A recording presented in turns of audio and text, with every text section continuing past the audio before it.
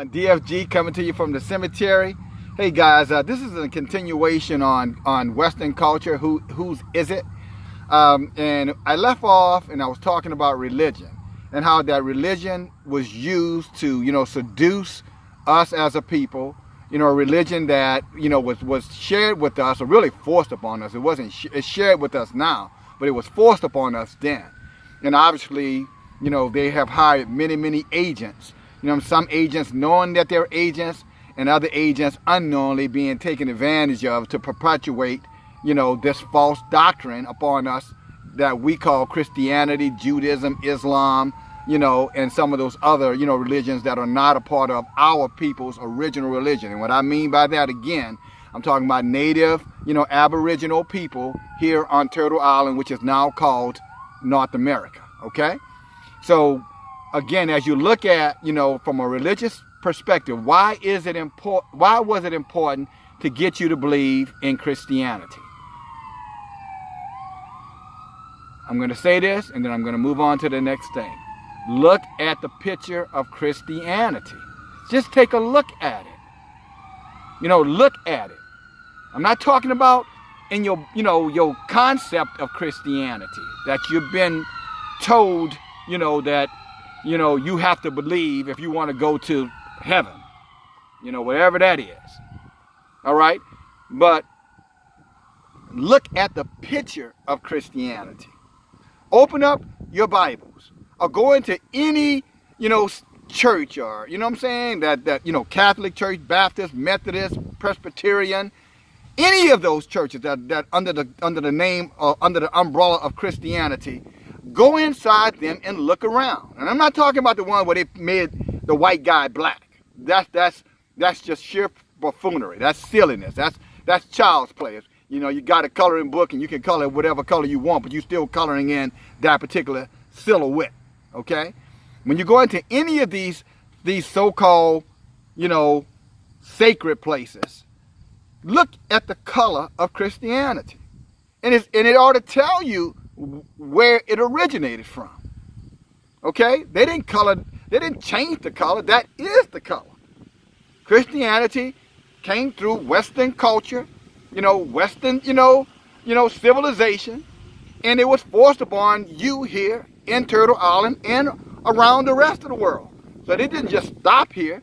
It spread it all in South America too. You got more, brown, black, Christians in South America than you could ever have here.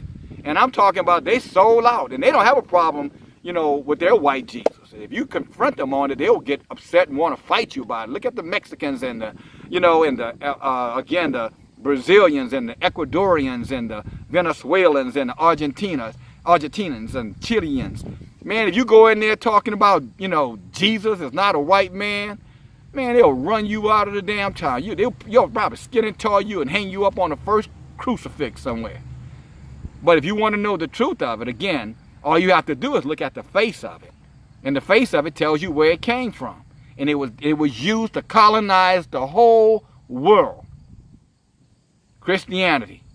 And Judaism, Islam, and those other religions are a part of it. Don't let anybody tell you any different. These so-called blackety-black, back to Africa idiots, don't listen to them. They don't know what the hell they're talking about, and they're monetizing you.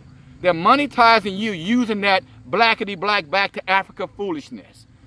It's money to them. I'm telling you, they're making money off of your ignorance. Because if they did any research, there's no way they'll be standing on that lie. There's no way. No way, guys. I'm telling you, they're monetized it. They found a little financial niche. And just like the other exploiters of you and your land, they're just as guilty as them. Black on the outside, capitalist white on the inside. Straight up from, the core. All right? And you can believe that. And don't believe it. See if they're going to take you to the promised land.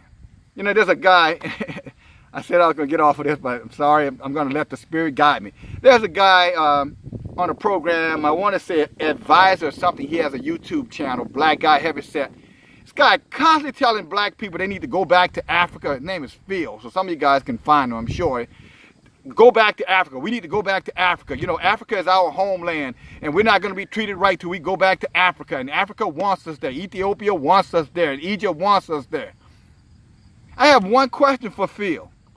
Why don't you have your behind in Africa then? If Africa is all these things that you said, and seems like you financially in a place where you can go, why aren't you in Africa? Go do your program in Africa, then tell us to come to Africa. Same thing with Umar Johnson. You know, if you're Pan-African, all of you guys, go to Africa and then send us letters. Write to us to come and join you in Africa and show us this great life that you have in Africa. Wouldn't that be the proper thing to do? If I wanted you to come and see how well I was doing in any particular thing, wouldn't I show you it based off of my experience doing it? So I'm gonna tell you to go do something that I haven't done, and you're gonna believe that foolishness. Come on, guys.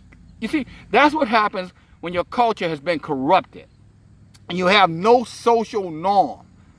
You know what I'm saying? You have no social belief system. So that means you fall for any belief system, including, you know, I'm going to give them more respect than I should ever give them, including those idiots. And when I say idiots, I'm giving them respect by calling them idiots. Because I'm going to just, I know they know what they do, but I'm going to pretend like maybe they don't know what they do. But they know. And if you're following that foolishness, then that's only because you haven't done your own research, or you hate yourself, you hate your land so much that you'd rather go to another continent and claim a people who have never claimed you. You know, the last thing I'm going to say about this, and my tone is my energy. It's my roar. You know, you heard me say it before. Males roar. They don't meow. That's for kittens and cats and whatever, female, effeminate cats. I'm not a feminine cat. All right, I'm a roaring lion. And again, so if you look at what these guys are talking about, this back to Africa foolishness, pushing these lying religions on you, telling you that you somehow from somewhere that they don't know anything about themselves. They have no clue. Oh yeah, and they read it in a book. That's where they read it at. Don't think they read it in a book or some stone, some rock somebody told them they found that's 300,000 years old that looks like them, so therefore they must be them. When you can find very, very similar features and all kind of artifacts right here in Turtle Island that outdate those, I might add, over there.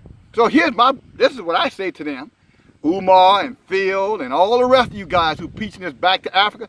Why don't you just do us all a favor? Why don't you show us what integrity looks like? And whatever I mean by that, why don't you go over there, build a homestead over there, succeed over there, and then write us some letters over here to come and visit you over there. And then, you know, we can have some real, true, honest dialogue. The last somebody who told our people to leave this country in mass groups for a better life somewhere else, guess what his name was? Let me tell you what his name was. And some of you guys will maybe remember this name. Jim Jones. You guys remember that name? Jim Jones? Under the guise of religion, Christianity, I might add, under the guise of Christian religion, he had almost 1,000 people of color follow him to Guyana in South America. And these people went with him over there, and when he got them over there, he enslaved them over there, and when they wanted to come back, he pretty much slaughtered all of them, forced them at gunpoint, guys, to drink cyanide-laced Kool-Aid. Now, this is not, I'm not making this up. Go check Jim Jones, Guyana. You'll see it. Right out of, I think it was Los Angeles, Compton, somewhere down over there. Because they're following this cultic mentality that somehow or another somewhere else is better than where you are, when right here is where you're supposed to be. You build a culture, you know, you start working inside of your culture with your elders, those who are wise, those who have knowledge, those who have information, those who are patient with you, those who genuinely love you, and will teach you the concepts, the precepts of what it takes to build a community. You follow me? If you would embrace them, then you can walk away from that silliness. You know, take your dashiki off and your little I forgot the little stupid looking cross and your crown off your damn head.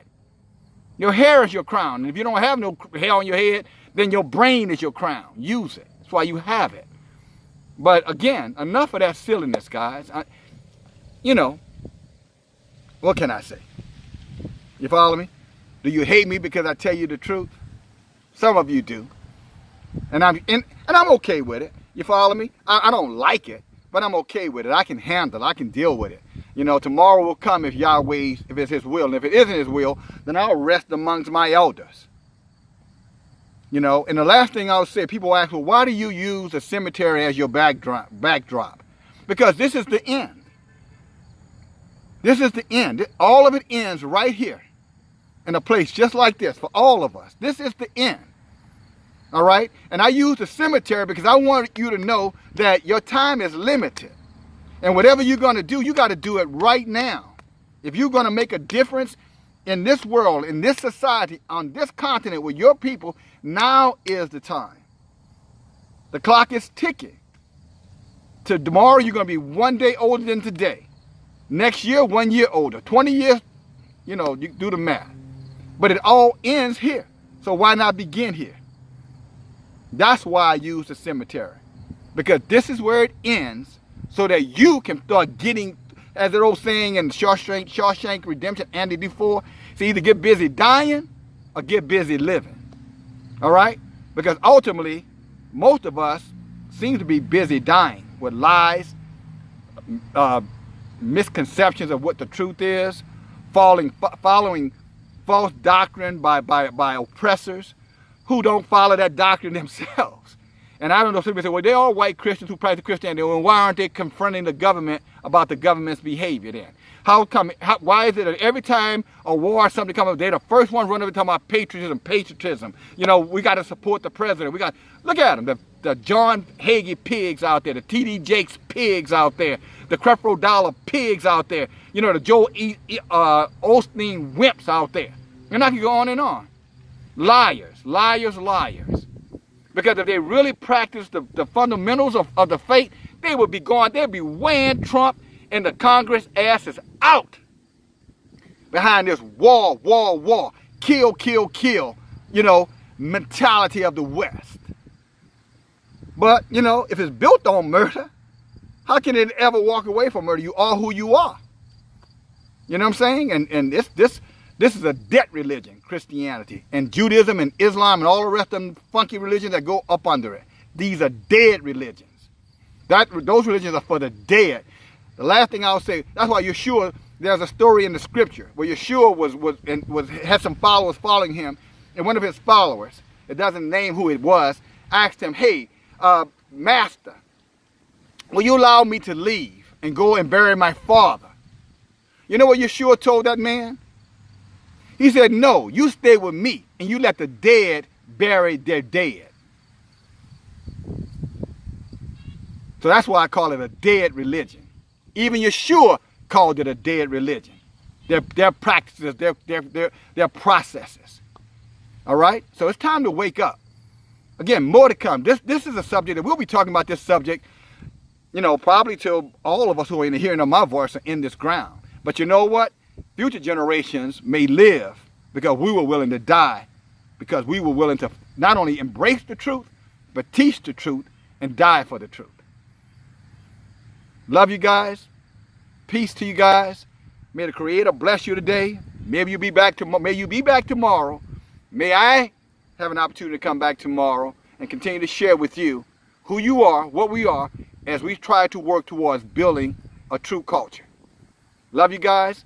Please subscribe to the channel. You know what I'm saying? Doesn't monetize me. It just get us more algorithms so more people can hear what we're talking about. Okay? And then obviously share the video. Love you guys. Talk to you tomorrow. DFG, Gideon's Flight. Have a good Saturday, guys. See you tomorrow.